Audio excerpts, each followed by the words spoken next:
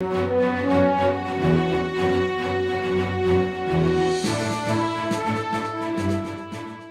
show, and what we like to do, we record on Fridays with Warren Kinsella. It's become a ritual for us, a weekly visit, not what I would call a cultist ritual, a very, very healthy ritual.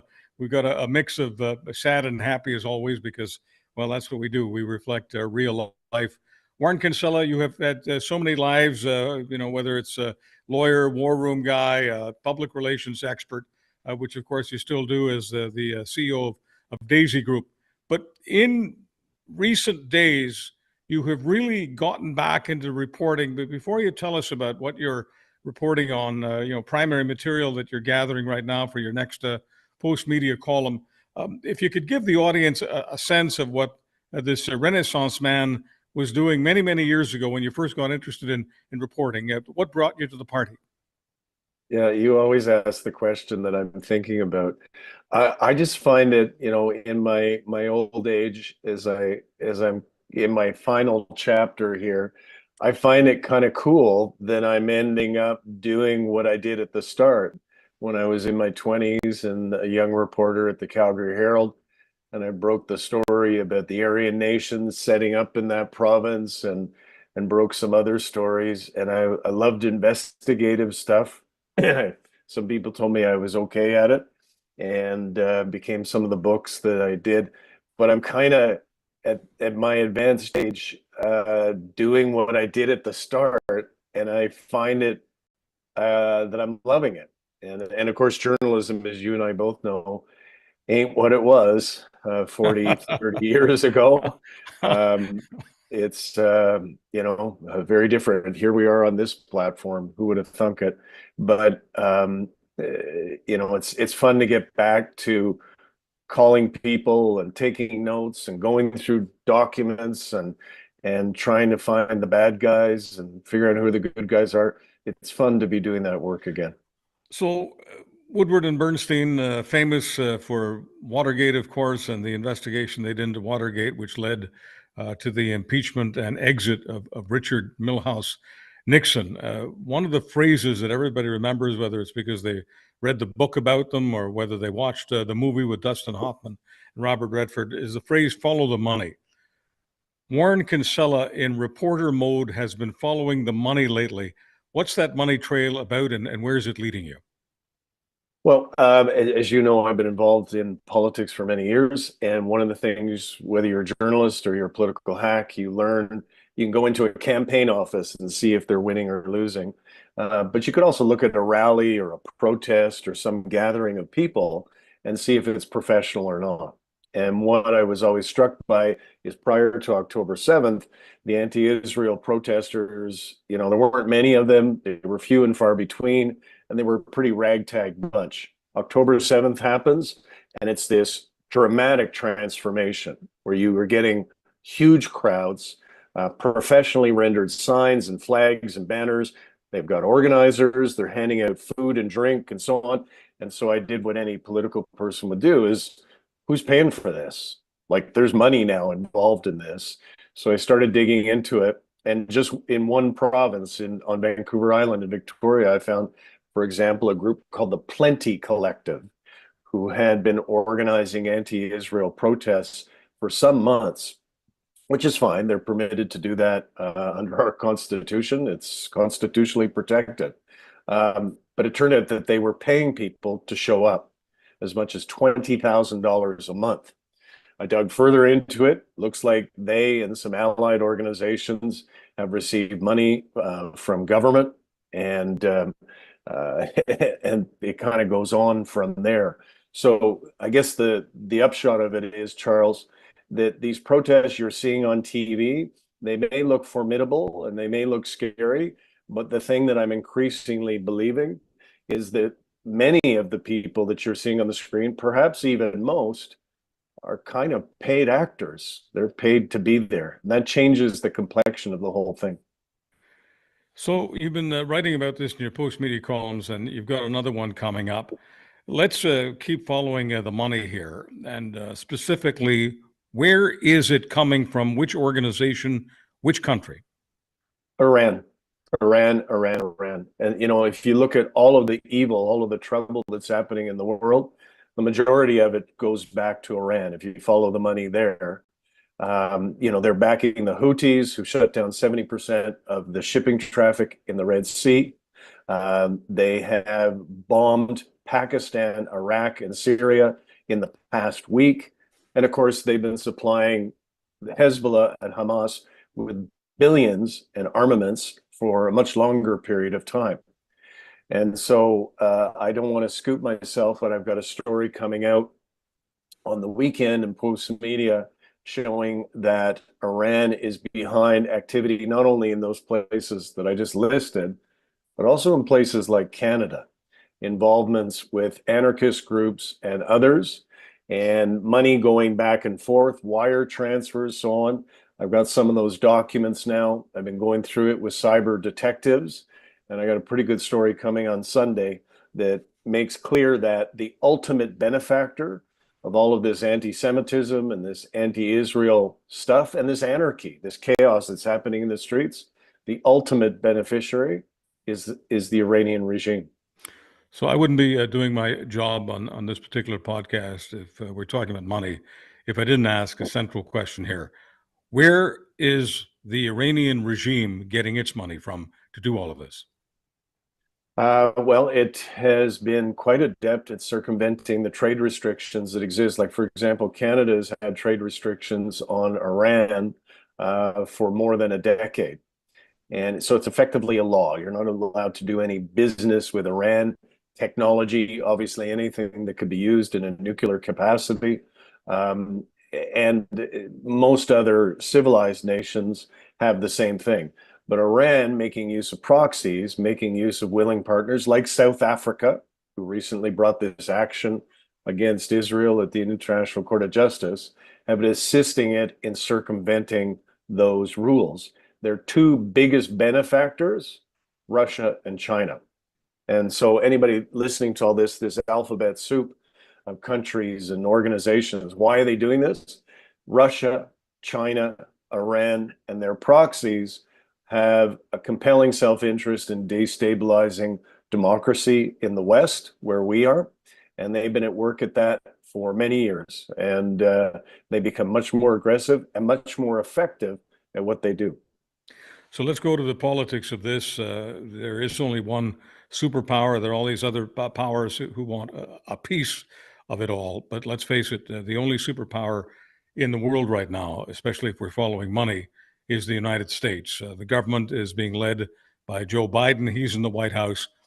What's the impact on Biden uh, with everything that you're talking about? The world seeming to be ablaze, the arsonists being Russia, China, and Iran. What's Biden doing about it? And is Biden being blamed for it?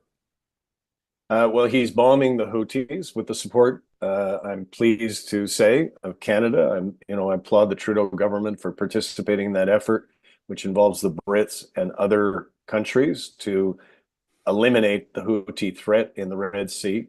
So he's doing that. He's got a battle group, which is basically a small country in boats offshore of Israel, basically to send a warning to Hezbollah and other nations not to get involved in the fight against Israel and to let it happen between Israel and Hamas. So he's doing the right things. The problem, Charles, is he's not getting the credit for it. Equally, he's not, as we've talked about before, he's not getting credit for his economic achievements. He's got full employment in the United States. That economy is going on all cylinders, but he still is struggling. And I think, the reason why we've talked about chaos a minute ago, and how Iran and China and Russia seek chaos in the West. Well, the main chaos agent in the West is Donald Trump. And Trump, as we saw this week, won handily in Iowa in the Republican primary caucus there. I think more than 20 points more than Haley or DeSantis. And it looks to me, unfortunately, like he may eke a victory in New Hampshire too. And he lost in New Hampshire when he won the nomination last time. So I think if he wraps up New Hampshire It's going to be pretty hard to stop him. And he is the chaos agent. He is who Russia and Iran and China want. Now, there's a lot of talk in media about how Trump embraces authoritarianism, and we can go there, but I want to go down a different path if you don't mind for just a moment.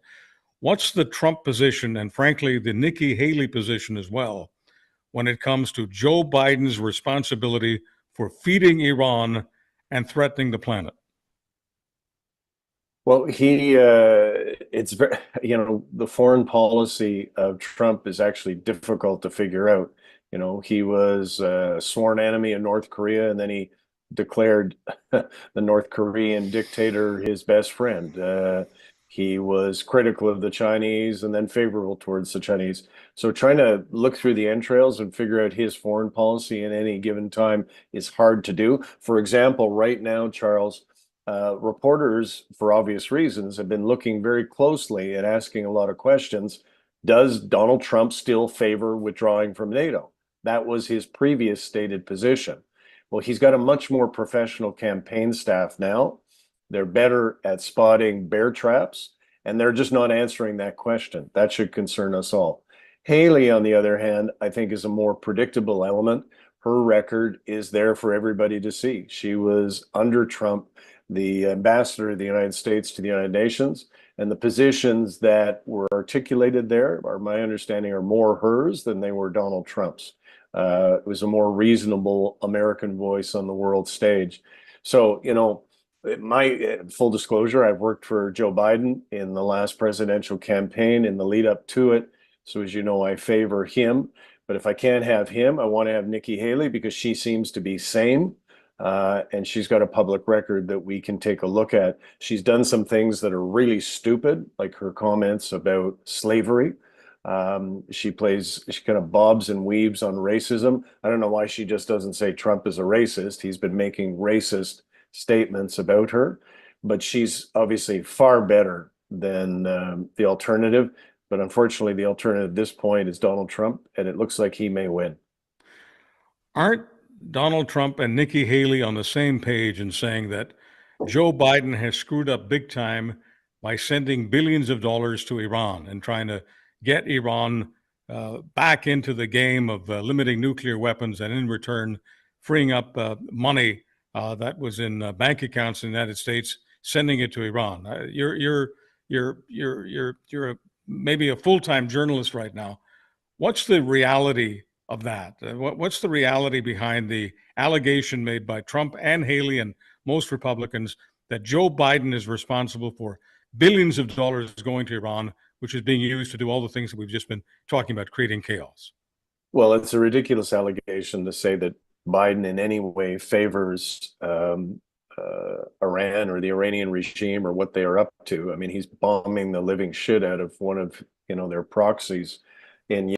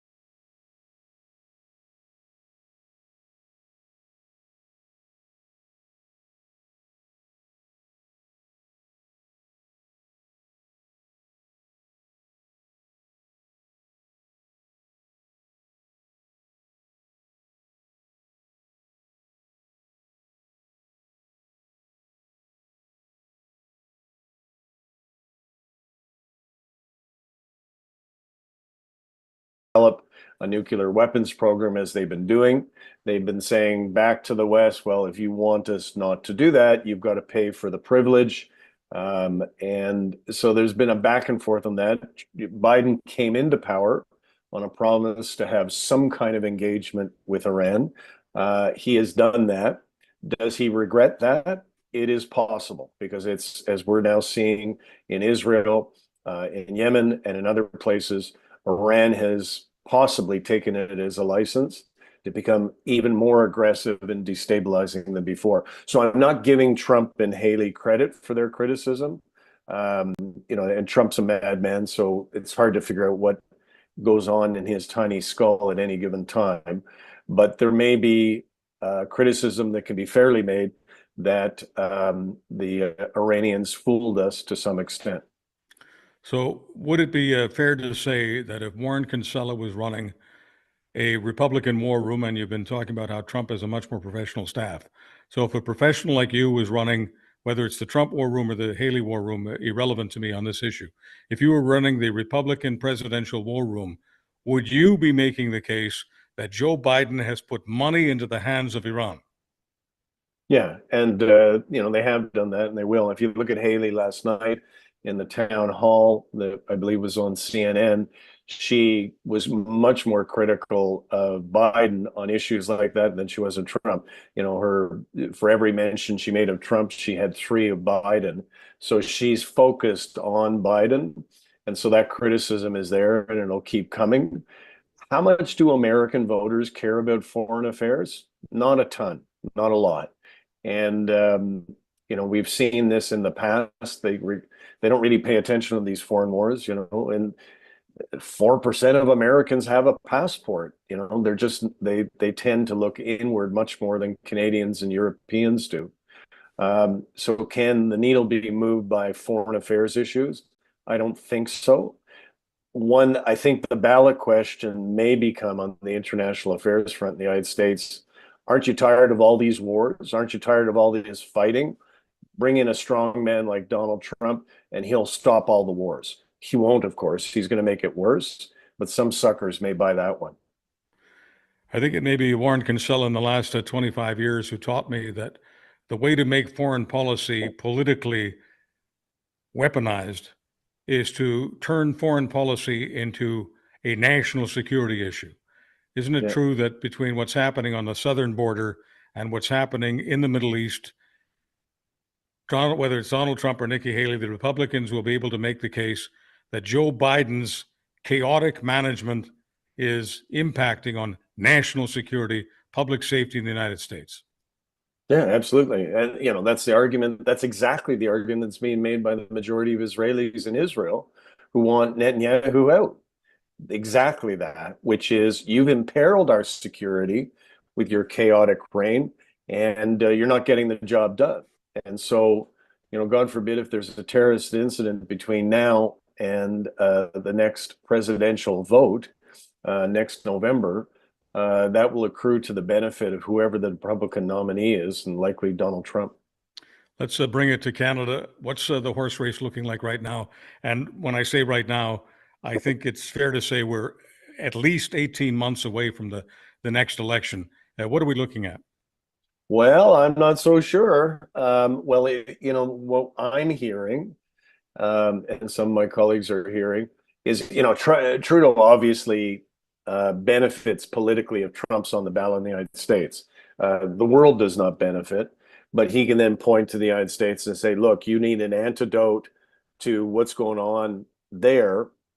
And Pierre Poilievre is not it. He thinks, Donald Trump's the bee's knees. So I'm hearing that, if Trump wraps it up by the month of June, liberals are being told to possibly get ready for a snap election around then. Because if Trump is the ballot question in Canada in the next federal general election campaign, that works much better for Justin Trudeau than it does for Pierre Poilievre.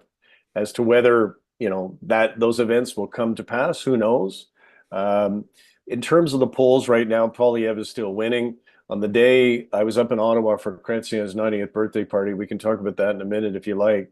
and an abacus poll dropped like an anvil and showed that the Tories were 17 points ahead of the Liberals. Like it's just like save the furniture time, total disaster. Um, but that shrunk a bit. It's now down to probably about 10 points. Not as bad, but it's still a majority conservative victory by the looks of it, even if you factor in the wasted vote that they've got in places like Alberta and Saskatchewan. So, I'm heading off to meet for the first time one of Trudeau's ministers, Minister Champagne. He's the kind of guy I could see being a successor. If he ran and won, for the Liberal leadership, would he win? I still don't think so. I think it's pretty tough. But right now, the biggest asset the Tories have got is the unpopularity of Justin Trudeau. Let me put your war room hat back on here, Warren. If you want to make the case that Canada has to fear Donald Trump and anyone who's basically looks up to Donald Trump like a Pierre Poilievre, if that's the case you're making, isn't the optic more effective when you have Donald Trump in January of 2025 with his left hand on the Bible and becoming the president once again of the United States? Isn't that optic much more effective for you than Donald Trump simply wrapping up the primaries in June of this year? Yeah, no, I totally agree. That's why I was surprised to hear about these preparations, for June, for a July vote. But I mean, as you and I also both know, um, you don't have elections in Canada in the wintertime. Like, just take a look out the window and you got the reason why, right? So you can't have a campaign in January, right? It doesn't work. Everybody's cranky and miserable, and half of them are in Florida. So the timing there does not work. Maybe it's somewhere in the middle, Charles, between January and June. I don't know, maybe in the fall. But basically, if the public opinion crystallizes in Canada and the majority of voters, who tend to be Liberal voters, are scared shitless about Trump, if that becomes the issue, then Justin Trudeau is a much more competitive candidate than was previously the case. Once again, I want to go to your skills as a strategist. Is the anticipation of Trump, and that would come when he wraps up the primaries around June of this year, is the anticipation of Trump more fearsome and more potent as a political weapon against the Canadian Conservatives than the actual election of Trump? It's a good question. I don't get the sense, I don't know what you feel, sort of answer a question with a question. I don't get the sense that a lot of Canadians are paying attention to the primary races in the United States at the moment. I think that will change if Trump starts to accumulate wins, as we're all told that he's going to, and maybe they get anxious. But there's a lot of things for people to be distracted by at the moment. We got a terrible war in the Middle East. We've got the war in Ukraine. We got a story this week that 100% lethal COVID derivative has been created in a lab in China. There's all kinds of crap going on to distract people. It needs to, in the war rooms that I do, we tell stories. We remind people about stuff. And I think I would be keeping my powder dry right now if I were the Liberals, and wait until the threat was more apparent and much more evident in people's minds. So, Warren, let's wrap up as we did last week, but in a little different way. We were anticipating Jean Chrétien's 90th birthday party. You were there. Nobody is closer to Chrétien in 2024 and 2021 and 1991, outside of his late wife, of course, Aline, the lovely Aline. But outside of her, nobody is closer to Jean Chrétien's heart and soul. Jean Chrétien, at his birthday party, did take a few swings at Pierre Poilievre. Politically, does it matter that the old man is taking the baseball bat to the young man? Yeah, no, it was, so I'll give you I didn't take any notes. I turned my phone off. I wasn't there as a journalist, but there was about 350 people there, Charles, some I hadn't seen in years. So all of us looked a bit older. It was like a high school reunion for political hacks, but they were very smart political hacks. The 350 people in that room for the party, it was organized by Chrétien's daughter, France, who's married to André Desmarais. and they put on a great show. They're the most winning team for the most winning political machine in Western democracy. They won 3 under Chrétien, 3 back-to-back majorities. That hasn't happened since Wilfrid Laurier. And so what I was struck by, I kind of went around and I saw all kinds of people, cabinet ministers, staffers, you name it. And I'd say to them pretty much the same question. Are you involved anymore? And the answer always came back, no. And then I'd say to them, well, why? And they would say, well, I'm not wanted. Then I'm not wanted. And I don't get that. Like, I can understand why they don't want me. Like, I'm a pain in the ass and a big mouth. And but that's what people pay me to do, and that's how I am. But some of the people in that room, Charles, there was thousands of years of excellent political experience. And the Trudeau guys just haven't reached out to it. And I think they're going to rue the day. Like, give you an example. Clinton came on for a video birthday greeting. Kim Campbell was wonderful. Joe Clark was wonderful. The guy who brought down the house was Stephen Harper. Stephen Harper started crooning to Jean Chrétien in French like Marilyn Monroe can croon to JFK. You should have seen it. Like, it was, and you could see in every case genuine affection for this man. And just how they could dispense with his experience. Like, he stood up there and he said, look, the economy is doing well in this country. We've got a better debt to GDP ratio than anybody in the G7. We're better in the G7 in many indicators. And by the way, Canada is not broken. Standing ovation. Like, I know, like I'm saying to you, it's not, obviously I'm biased. I love him. But if he was running against Pierre Poilievre, he'd clobber him. He'd drive him into the mat. Poilievre would be a stain on the mat. And so why? Yeah. I just need to ask a question. Just need to ask a question. Do you honestly believe that a 90-year-old Chrétien, someone basically twice the age of Poilievre, can beat the young man today? When did Berlusconi win? How old was he? How about Mitterrand? How about him? How about Joe Biden, who I believe is going to win? Right? I mean, but Biden is a young man, I guess, compared to Chrétien. Yeah, a little younger than Chrétien.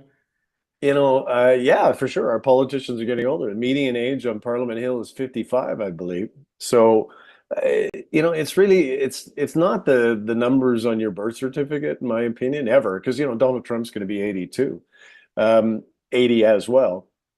Is what's going on in your head? What's going on in your heart? And people feel like I've told the story. Walking the street with Chrétien, people love the guy. They love him. And selfies and handshakes and we miss you, come back. And they don't care how old he is. And so yeah, I do believe that Chrétien, were he to run again, would beat them all. And I'm not alone in thinking that. So Snookums, do you still love me as much as I love you? I love you, and I'm glad you're back. And glad you got me on your show, and I'm all dressed up for you. See? Yeah, very spiffy indeed. Warren Kinsella, he is the CEO of Daisy Group, and he's back to journalism. And we thank him for being back with us on Fridays, but it doesn't matter to us when you listen to this. Thank you so much for tuning in to the Charles Adler Show podcast.